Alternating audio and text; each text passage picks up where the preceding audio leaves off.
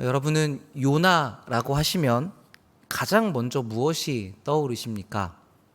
일단 큰 물고기를 우리가 빼놓을 수 없겠죠. 얼마나 컸을지 우리가 알 수 없는 이 사람을 삼킬 수 있는 물고기. 또 박넝쿨을 생각하시는 분도 있으실 것 같고, 이 선지자가 불순종을 해 도망가? 이런 것을 생각하시는 분도 있으실 것 같습니다. 어릴 때부터 교회를 다니신 분들은 이 주일학교에서 요나를 하나님께 불순종해서 도망가다가 큰 물고기 뱃속에서 회개하고 나와서 하나님의 말씀을 전한 선지자라고 주로 듣게 되는 것 같습니다. 이게 이제 큰 줄기라고 할 수 있죠.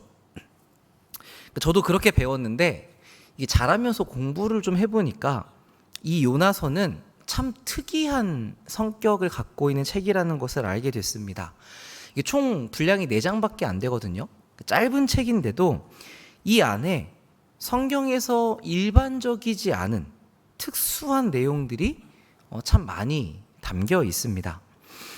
간략하게 살펴보면 시작부터 이 책이 언제 쓰여진 것인지를 밝혀주지를 않고요. 요나가 어떤 사람인지도 설명해 주지 않습니다. 그냥 딱 이름만 제공을 하죠. 그리고 하나님께서 이스라엘에 있던 선지자를 이방 나라에 보내시는 경우는 거의 없거든요. 근데 이 요나는 아수르라는 나라로 파송을 받게 됩니다. 근데 이 선지자는 또 어때요? 하나님께서 사명을 주셨는데 작정하고 반대로 도망을 치죠. 이런 선지자를 우리가 본 일이 별로 없잖아요. 말씀을 받자마자 도망가는 선지자.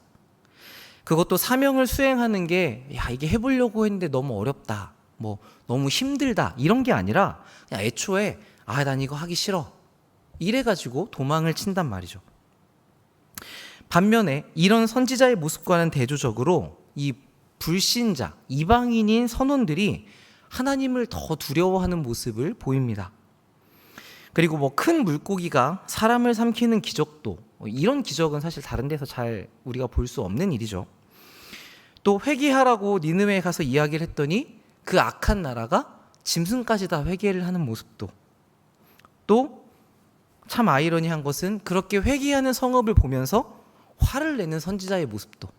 그러니까 이게 하나하나 우리가 주의 깊게 살펴보면 요나는 일반적인 서술이 별로 없습니다. 다 우리의 예상을 뒤엎는 반전이 일어나는 이야기인 것이죠.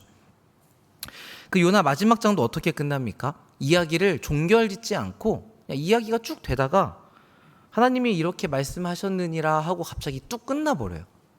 마치 뒤에 무엇이 더 있느냐. 자, 크게 티는 나진 않지만 그 시작 부분도 비슷합니다. 우리 시작 부분에 어떻게 1절에서 뭐라고 시작하죠?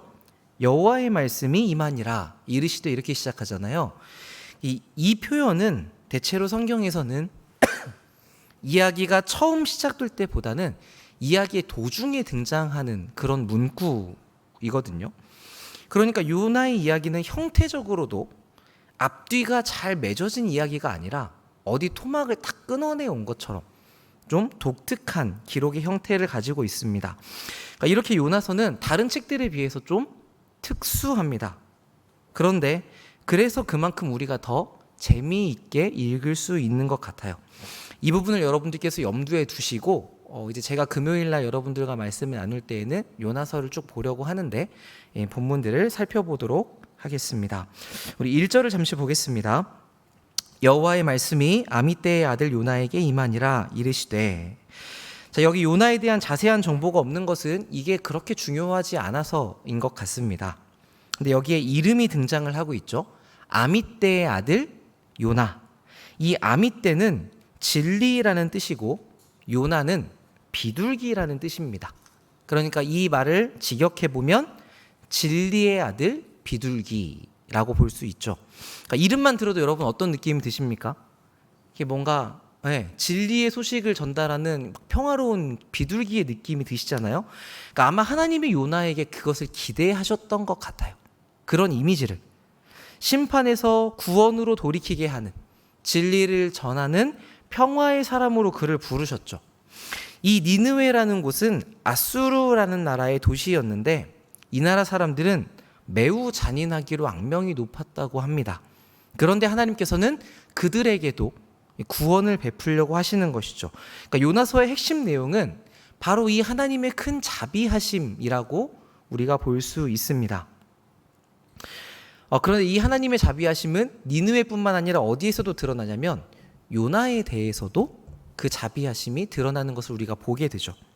그러니까 우리 하나님이 이런 분이시기 때문에 그 하나님을 알아갈수록 우리도 우리에게 죄 지은 자를 용서하고 우리가 더 자비로운 마음으로 살아가야겠다는 그런 방향성을 가지게 되는 것 같습니다.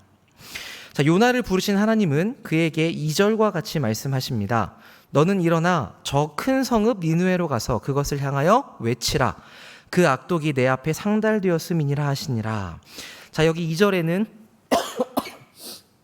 명령어가 3가지가 등장을 하는데 일어나라, 가라, 외치라입니다. 이 명령어가 몰려서 사용되면서 급박한 느낌을 주고 있죠. 그러니까 급하니까 얼른 가라고 하나님께서 요나에게 사인을 주시는 겁니다. 그런데 이 어리석은 비둘기는 니느웨로 가지 않고 반대쪽에 있는 다시스로 길을 떠나죠. 이 다시스는 니느웨의 방향상 정반대쪽에 있고 거리로 쳐도 니느웨를 가는 것보다 훨씬 더 먼 거리를 가야 도달할 수 있는 곳이었습니다. 그래서 어떤 문헌에는 배를 탔는데 이게 운이 안 좋아서 오래 걸리면 거의 1년 정도 걸리는 경우도 있다고 할 정도로 먼 곳에 있는 장소였던 것 같아요. 그러니까 이런 곳을 가려면 그 비용도 보통이 아니지 않겠습니까? 그런데 요나는 그 비싼 비용을 다 지불하면서도 그 다시스로 향하는 배를 탑니다.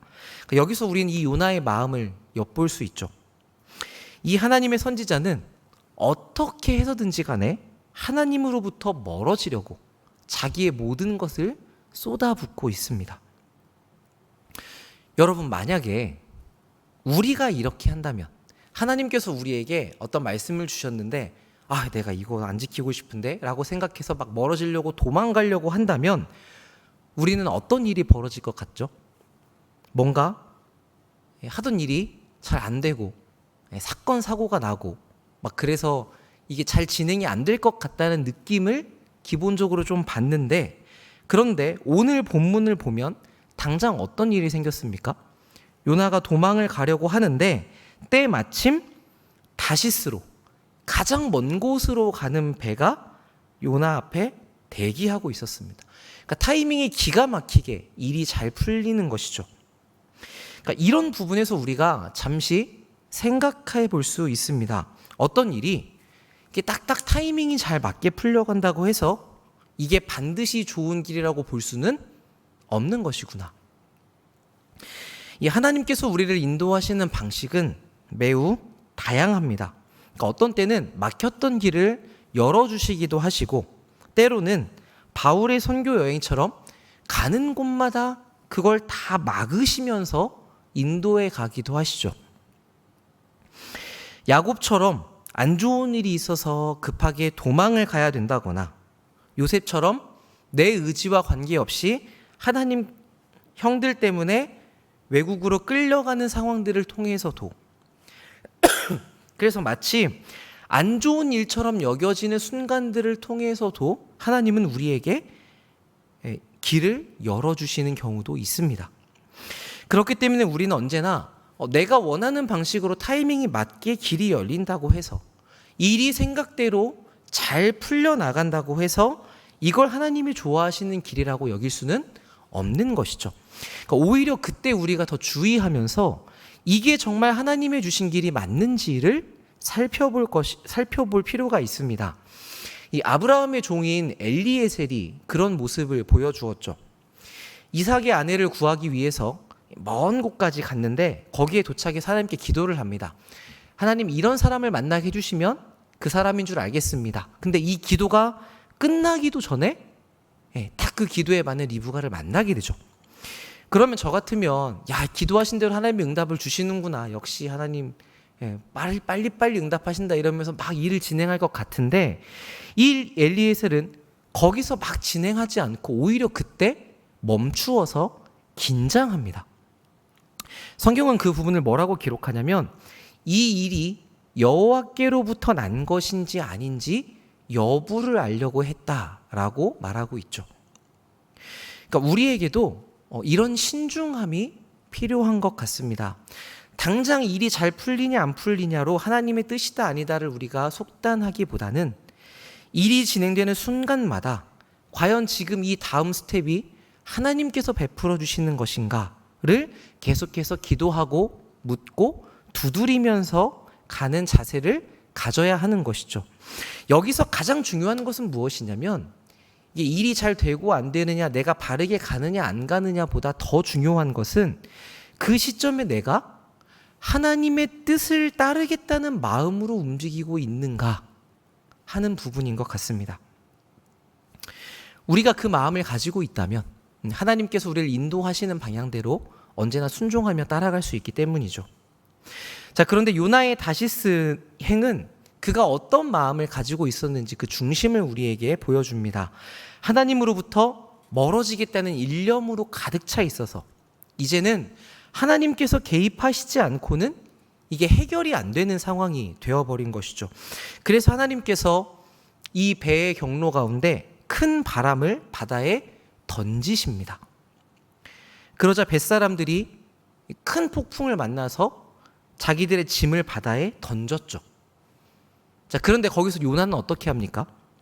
모두가 살아남으려고 자기 신들에게 빌고 짐을 버리고 난리를 치고 있는데 요나는 그 시점에 배 밑으로 내려가서 깊은 잠에 빠집니다. 그러니까 제가 봤을 때 요나는 이 풍랑이 하나님으로부터 온 것이라는 것을 알았을 것 같아요. 그런데 회개하기고 싶지가 않으니까 내가 작정하고 도망치려고 마음을 먹었더니 그런 거 다 상관없고 그냥 저 바닥 밑으로, 배 바닥 밑으로 들어가서 자기의 존재를 감춘 것입니다. 이 모습이 오죽했으면 불신자였던 배의 선장이 요나를 찾아와서 그를 책망합니다. 뭐라고 얘기하냐면 너는 일어나서 너의 하나님께 구하라 이렇게 얘기합니다. 여기서 이 구하다라는 말은 우리가 2절에서 본 것처럼 외쳐라 라고 했던 것과 같은 단어입니다. 그러니까 요나는 아마 이 선장이 하는 말, 너는 일어나 외쳐라 라는 말을 들었을 때에 자기가 받았던 하나님의 명령이 생각이 났을 거예요. 똑같은 단어가 반복이 되거든요. 근데 참 아이러니하게도 선지자는 가서 외치지 않으려고 하는데 하나님을 믿지 않은 이 불신자는 그에게 하나님의 메시지를 전달하고 있습니다. 어떻게 보면 여러분, 우리의 삶에도 이런 일이 벌어지고 있지는 않을까요? 우리가 하나님의 말씀을 잘 알아듣지 못하고 있을 때, 또는 알아는 들었지만 거기에 순종하기 힘들어서 자꾸 그것을 묻어두고 멀어지려고 할 때 하나님께서는 우리 주변의 사람들을 사용하셔서 또는 불신자들의 입을 통해서도 우리에게 말씀하실 수 있는 것이죠. 우리가 나보다 하나님을 더 잘 알고 나보다 더 뛰어난 사람들에게서만 배우는 것은 아닙니다. 왜냐하면 하나님께서는 이 모든 사람들을 통해서 우리에게 일을 하실 수 있는 분이시기 때문이죠. 그렇기 때문에 우리가 이 하나님의 일하시는 방법을 인정할 수 있다면 우리는 어린 아이의 입에서 나오는 한마디에서도 또 하나님을 전혀 모르는 불신자의 입에 나오는 말에서도 혹시 이게 하나님께서 나에게 들려주시는 말씀은 아닌가를 찾으려는 그런 듣는 자세를 가지려고 노력할 것입니다. 자, 우리 이어서 9절과 10절 말씀을 보겠습니다. 그가 대답하되 나는 히브리 사람이요 바다와 육지를 지으신 하늘의 하나님 여호와를 경외하는 자로라 하고 자기가 여호와의 얼굴을 피함인 줄을 그들에게 말하였으므로 무리가 알고 심히 두려워하여 이르되 네가 어찌하여 그렇게 행하였느냐 하니라. 이 뱃사람들이 열심히 노력함에도 불구하고 폭풍이 나아지지 않자 이 사람들은 재앙의 원인을 찾기 위해 제비를 뽑습니다. 이 당시에 제비 뽑기라는 것은 신탁, 신이 알려주는 것과 같은 효과를 가지고 있었죠. 여기서 요나가 뽑히게 되자 사람들이 요나에게 질문 공세를 퍼붓습니다. 도대체 왜 이런 일이 일어났는지를 알고 싶었던 것이죠. 그때 요나가 했던 대답이 방금 우리가 보았던 9절과 10절입니다. 자, 근데 여러분, 이 두 구절의 말씀을 보실 때 여러분 어떻게 느껴지십니까? 그거 좀 이상하지 않으십니까? 앞에서 자기는 창조주 하나님을 두려워하는 사람이라고 소개를 하면서 뒤에는 뭐라고 얘기해요? 동시에 그를 피해서 도망가고 있다고 얘기를 하고 있어요. 그러니까 여기서 우리는 요나의 자기 인식과 실제 행동의 갭이 얼마나 있는지를 보게 됩니다.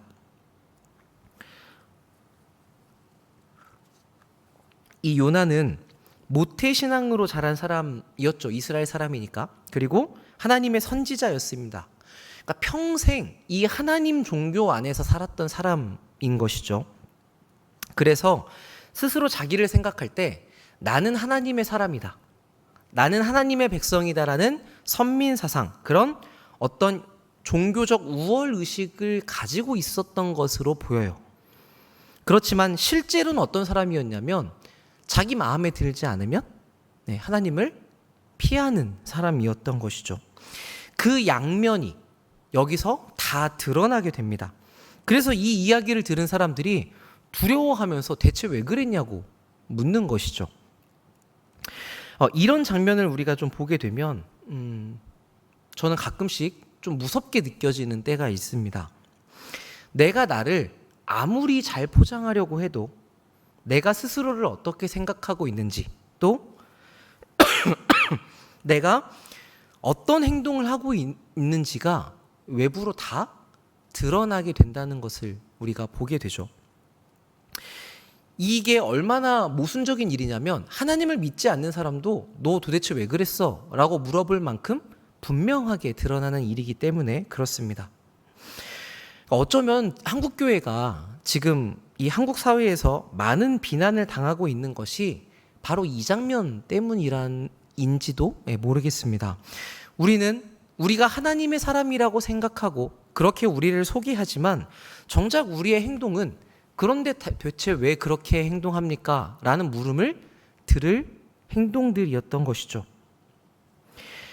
그래서 세상이 우리에게 자꾸 얘기하지 않습니까? 사랑의 하나님을 믿는다면서 도대체 그 사랑은 어디 있느냐?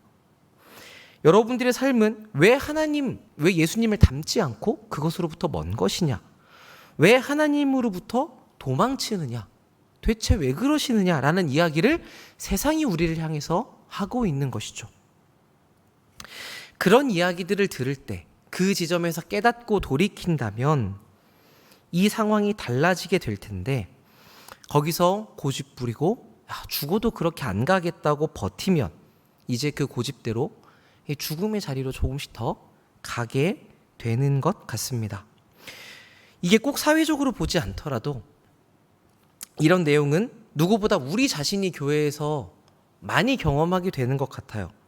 여러분들 신앙생활을 하시다 보면 이제 간혹 스스로 본인의 신앙이 좋다고 말씀하시는 분들이 계십니다. 그런데 그분들의 행동을 보면 그렇지 않아 보이는데?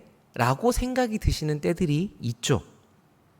그러니까 참 신기하게도 이런 일은 신앙의 수준이 높아야 보이는 것이 아니라 그냥 우리 집안의 어린 학생들도 이거 다른 것 같은데? 라고 알 수 있을 만큼 분명하게 드러납니다.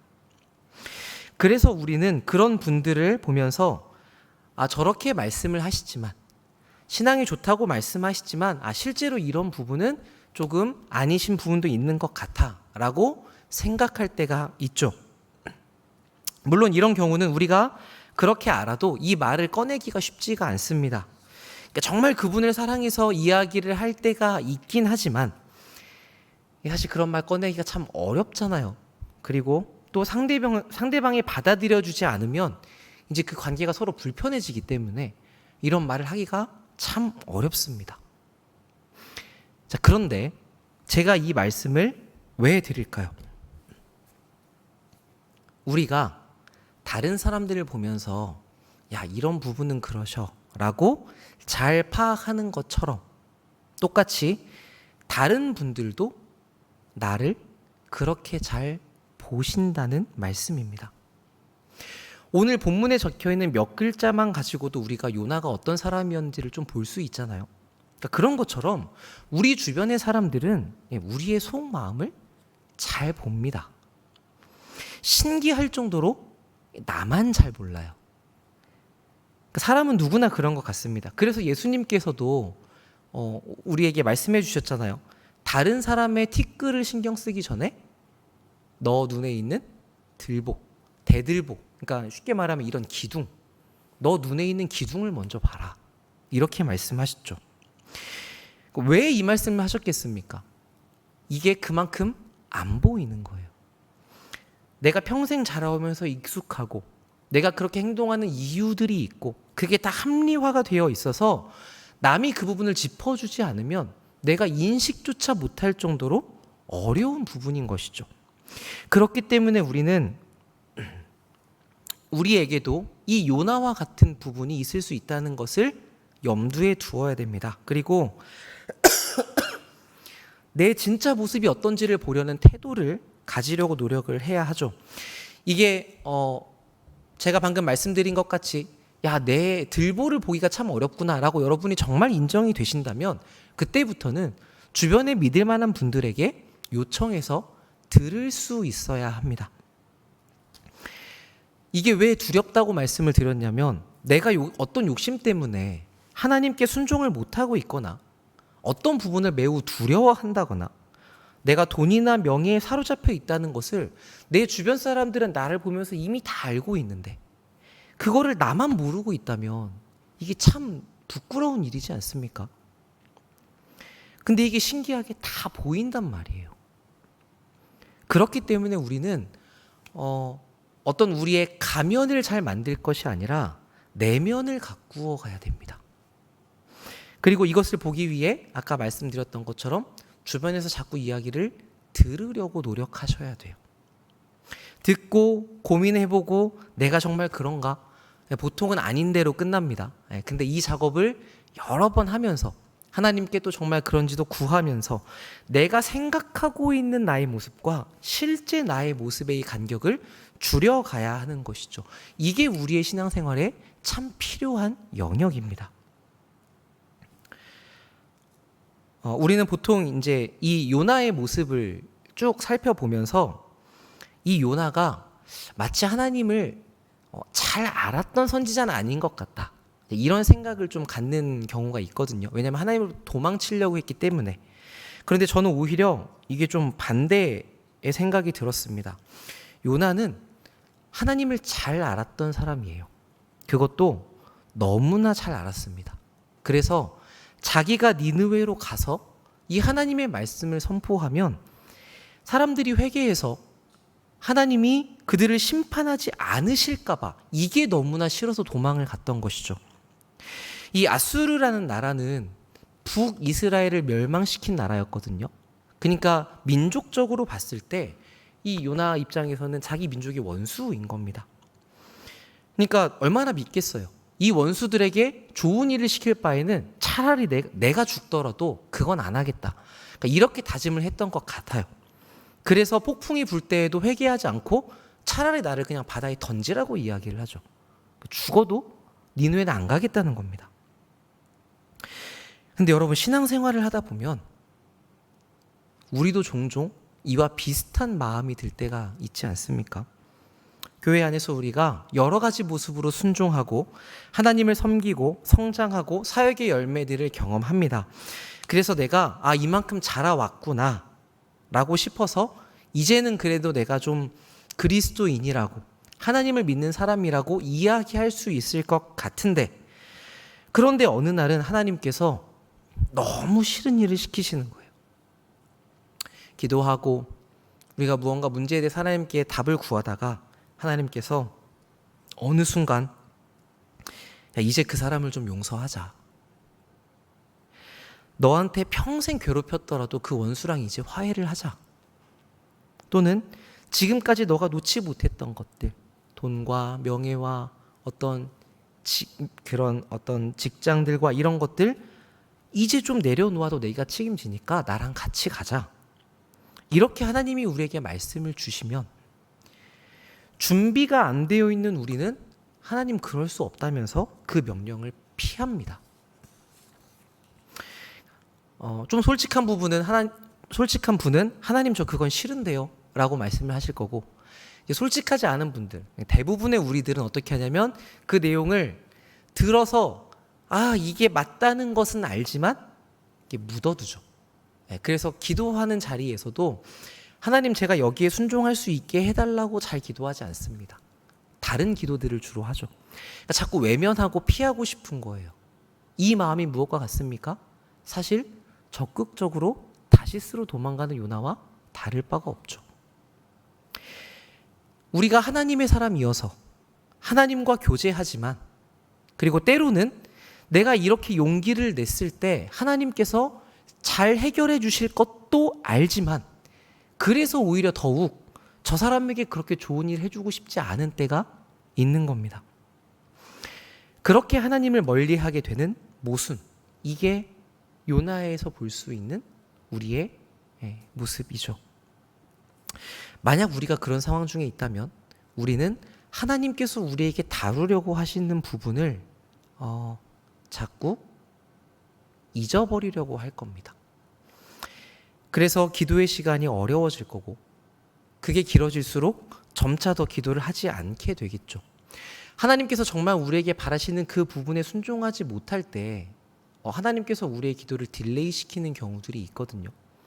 그러니까 순종하지 않는 마음으로 하는 기도를 하나님께서 듣지 않으신다라고 표현을 합니다. 그러니까 우리의 기도가 기도를 아무리 해도 효과가 없고, 그러니까 기도에 재미가 없고, 그러니까 점차 기도를 안 하게 되고, 왜 그러냐면 정말 하나님께서 우리에게 다루라고 하시는 부분을 우리가 놓고 있기 때문에 그런 것이죠. 여러분, 기도란 무엇입니까? 내 뜻을 하나님께 관철시키는 것이 아니라 하나님의 뜻에 나를 조율해 가는 것이죠. 그러려면은 먼저는 내가 어떤 마음이고 내가 어떤 상태인지를 분명히 아는 게 필요합니다. 이걸 덮어놓고는 내 마음을 하나님께 맞출 수가 없어요. 가면을 쓰고 할 수는 있겠죠. 하나님이 하라고 하셨으니까 해보겠습니다. 겉으로는 할 수 있는데 우리의 마음이 정말 거기에 순종하겠다라고 들여지지가 않는 것입니다. 그러니까 그래서 예수님께서 이렇게 기도하셨잖아요. 십자가에 달리시기 전에 아빠 아버지여, 아버지께는 모든 것이 가능하오니 이 잔을 내게서 옮겨주십시오. 그러나 나의 원대로 마옵시고 아버지의 원대로 하시옵소서. 예수님의 솔직한 마음이 무엇이었다고요? 지금 나는 이거 하고 싶지 않다고요. 그러니까 이 잔을 옮겨달라는 게 예수님의 진짜 마음이었습니다. 그런데 기도의 자리에서 이 예수님의 마음이 어디로 갑니까? 나의 뜻대로 말고 아버지의 뜻대로 하십시오로 갑니다. 여러분, 여기서 우리가 오해를 하지 말아야 할 것이, 이게 내가 원하는 것을 포기하고 나를 버릴 테니까 하나님 마음대로 하십시오, 이런 느낌이 아닙니다. 나는 지금 이걸 너무나 피하고 싶지만, 그런데 기도할수록 내 진짜 마음은 무엇이냐면 아버지의 뜻대로 되기를 바라는 것이에요. 이걸 발견하는 것이죠. 그래서 내 자유로운 의지로 아버지의 뜻대로 순종하는 것을 제가 선택하겠습니다. 하나님, 제가 이렇게 하지 않고서는 버틸 수가 없네요. 여기까지 가야 되는 것입니다. 그래서 우리가 흔히 쓰는 포기라는 말은 나를 지우고 나를 버리는 것이 아니라 내가 쥐고 있던 불순종을 놓는 것입니다. 내가 적극적으로 하나님의 뜻에 순종하겠다고 가는 것을 이야기합니다. 근데 이 일이 너무나 어렵죠. 그래서 우리가 작정하고 피하려고 하는 것인데, 이게 그만큼 어려운 일이기 때문에 기도의 자리가 아니면 이 일을 이루어가기가 어렵습니다. 반대로 말하면 기도의 자리에서 우리는 이 하나님의 도우심을 힘입어서 순종의 사람으로 변화될 수 있다는 말씀입니다.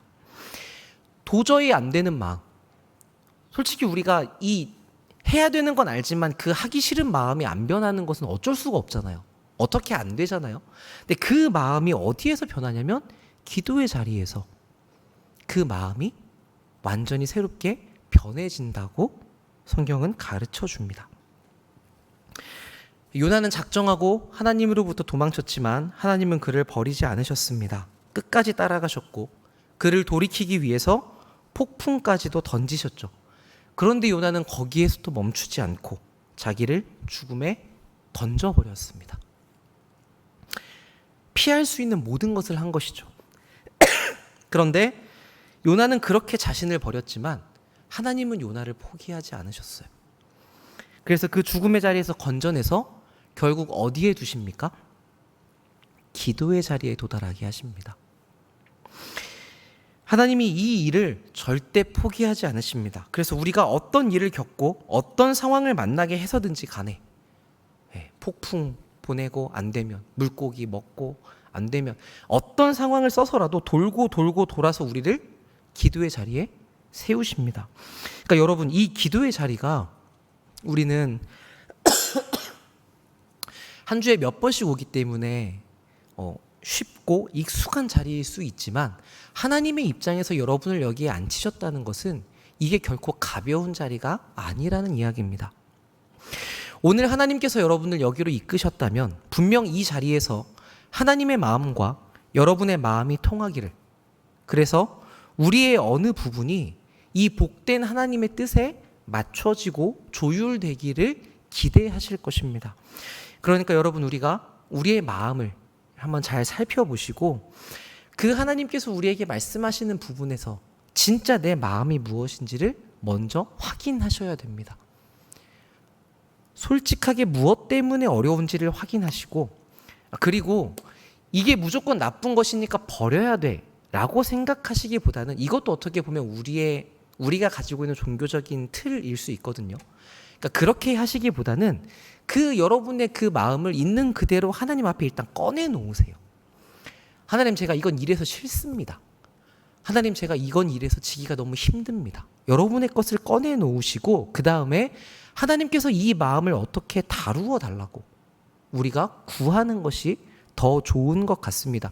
그러면 우리가 그렇게 기도하면서 내가 이 마음을 어떻게 다루어야 할지 하나님께서 알려주시거든요. 거기에 맞춰서 우리가 가는 겁니다. 그렇게 하나님과 기도하는 자리에서 하나님을 바라보고 하나님을 사랑하는 일에 우리가 집중을 한다면 우리 기도의 마지막도 분명히 저도 아버지의 뜻대로 하고 싶습니다로 마치게 될 것입니다. 그게 얼마나 오랜 시간이 걸리던지 간에 결국 하나님께서 거기로 이끌어 가시겠죠.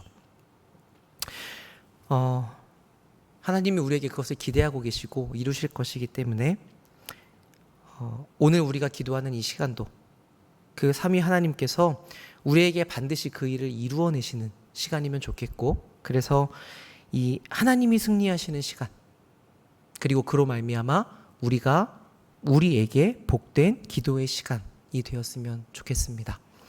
제가 기도하겠습니다. 살아계신 아버지,